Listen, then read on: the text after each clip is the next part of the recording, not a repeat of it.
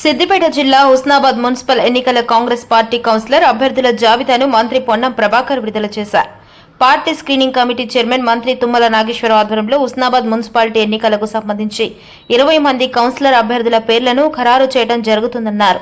20 మంది కాంగ్రెస్ కౌన్సిలర్ అభ్యర్థులను గెలిపించాలని పట్టణ ఓటర్లను విజ్ఞప్తి చేశారు. మెజారిటీ కౌన్సిలర్ అభ్యర్థులను గెలిపిస్తే భవిష్యత్తులో హుస్నాబాద్ ను అగ్రగామిగా నిలపడానికి మరింత ప్రోత్సాహం పెరుగుతుందన్నారు. హుస్నాబాద్ ను విద్య, వైద్య, ఆరోగ్య, పర్యాటక రంగాలతో పాటు అన్ని రంగాల్లో అభివృద్ధి చేస్తున్నామన్నారు. కోతుల బెడద లేకుండా చేయటం అనేది మున్సిపల్ ఎన్నికల్లో ఒక అంశమని, హుస్నాబాద్ నియోజకవర్గాన్ని కోతులు లేని నియోజకవర్గంగా తీర్చిదిద్దుతానన్నారు. హైదరాబాద్ లో ఉన్న పెద్ద షాపింగ్ మాల్స్ లో హుస్నాబాద్ కు వచ్చేలా చూస్తున్నామన్నారు. ఏ ఒక్క అంశాన్ని వదిలిపెట్టకుండా అన్ని రంగాల్లో హుస్నాబాద్ ను అభివృద్ధి చేస్తున్నామన్నారు.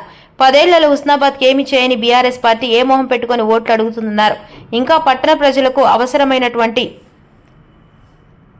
సౌకర్యాలు కల్పించే బాధ్యత తనదన్నారు. తనను ఎమ్మెల్యేగా గెలిపించిన హుస్నాబాద్ ప్రజలు మున్సిపాలిటీ ఎన్నికల్లో కూడా గెలిపించాలన్నారు. మరిన్ని అభివృద్ధి పనులు చేసేలా ఆశీర్వదించాలని ప్రజలను కోరారు.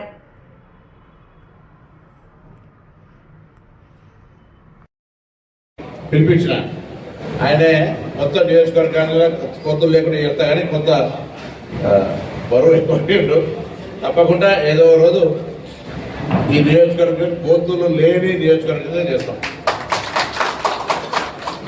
కోతులను ఆ ప్రయత్నంలో ఇప్పుడు ఒక ప్రతిపాదన వచ్చింది. మామూలు కూడా చాలా ఇబ్బంది జరుగుతుంది. నేను కూడా ప్రత్యక్షంగా చూస్తూ ఉన్నా, ప్రత్యక్షంగా మీరందరూ గమనిస్తూ ఉన్నారు.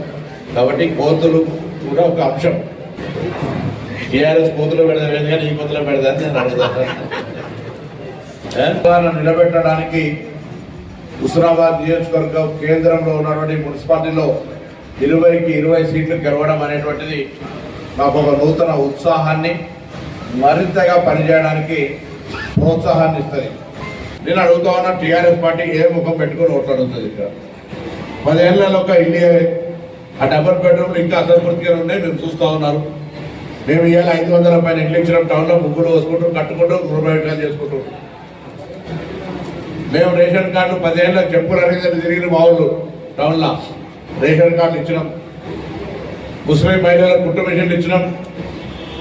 వడ్డీ లేని రుణాల కింద కోట్లాది రూపాయల.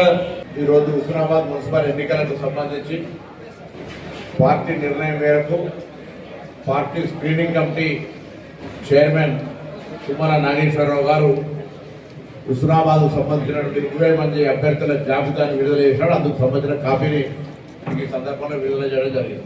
దయచేసి నేను హుస్నాబాద్ ప్రజలందరినీ కూడా కోరుతా ఉన్నా, పార్టీ తరఫున కోరుతా ఉన్నా, ప్రభుత్వం తరఫున కోరుతున్నా, శాసనసభ్యులు కోరుతున్నా, మా నాయకత్వం అంతా కూడా కలిసి ఈరోజు టౌన్లో ఉన్నటువంటి 20 డివిజన్లలో కాంగ్రెస్ అభ్యర్థులు గెలిపేయండి.